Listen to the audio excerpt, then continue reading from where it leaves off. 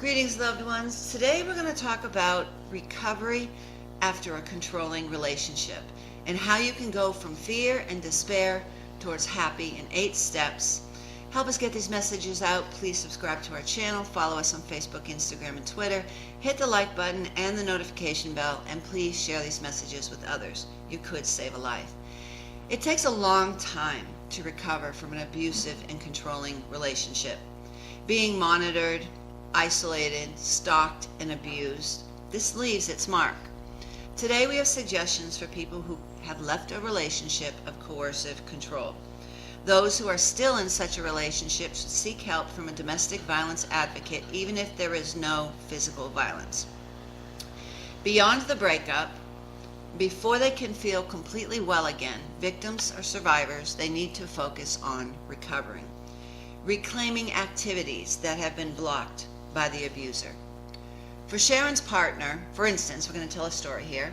Sharon's partner did not want her to go on walks alone. After separating, she felt a wave of liberation every time she laced up her walking shoes. Embodying is another thing that we need to do. Being kind to one's body by becoming physically active and eating well. This helps a person feel better. In a controlling relationship, many people become alienated from their physical selves. For instance, Pat had no choice about when to engage in sex or not, nor about what food to prepare for the family. Walking, yoga, dancing, lifting weights, stretching, bopping to the radio, all of these can help survivors feel their vitality again. Another part of the healing process is connecting with family, friends, and supportive professionals. Abusers deliberately separate their victims from others. Reconnecting with their social circle helps survivors regain support and a sense of themselves. For example, Abby's husband made it difficult for her to visit her parents and complained every time she was on the phone with friends.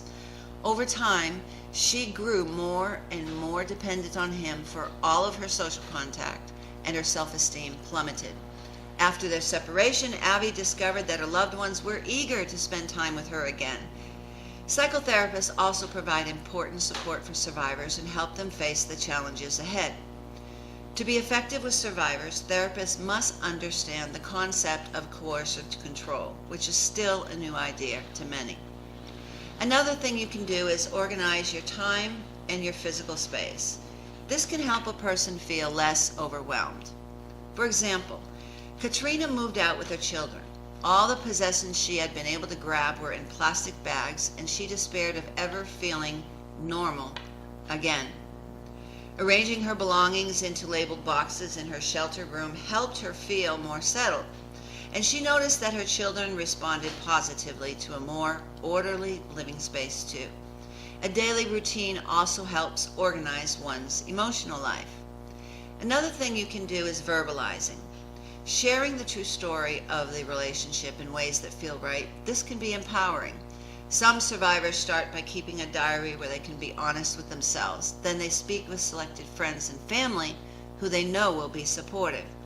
Telling one's true story helps survivors cope with their feelings and may also have positive, practical effects. For instance, when Carla explained her home situation, her boss became much firmer about denying her ex-boyfriend access to the workplace and not giving him any information over the phone about Carla's whereabouts. And I always tell the survivors that come to our refuge or come for counsel that once you're able to tell your story, once you're able to verbalize it to others, it no longer has control over you. You have control over it. Another thing that you can do is you can express yourself creatively. Dancing, drawing, gardening, singing. These are a few ways one can express themselves creatively. Many victims shut down during coercive control relationships, busily attending to their partner's every demand. Releasing one's creative side can be a step to the path of recovery. For instance, when her abusive relationship ended, Chris began drawing cartoons and then repainted her apartment with vibrant colors. She loved choosing the paint herself, and room by room, as she put that roller on the wall She felt as if she was covering over bad memories and reclaiming her space as hers in a new way. And then there's remembering.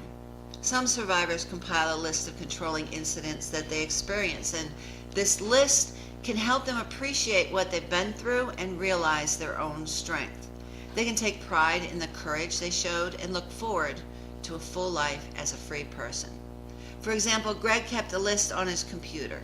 He added to it as he remembered all of the abusive incidents. And after a few months, he printed it out and he read the list and began to appreciate how completely he had been subject to his partner's control. Reviewing this list fortified his gratitude for being free and his determination not to allow himself to fall back into the relationship again. And another really important step is you first. Survivors need to learn to put themselves at the center of their own lives. After structuring all of their time and activities around the abuser's demands, it can be difficult for survivors to even remember their own opinions and wishes. Abusers convince their victims that their opinions are stupid and wrong, leading the woman to change the way they view themselves and the world.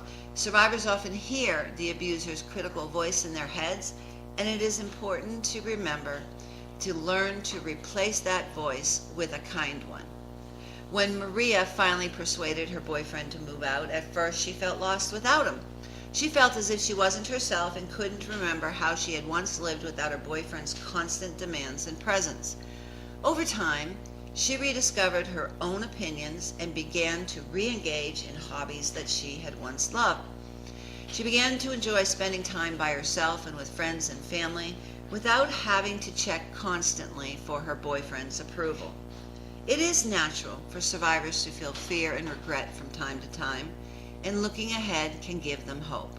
It is usually best for survivors to separate themselves as much as possible from the controlling person and his contacts so they cannot be controlled or monitored through someone else.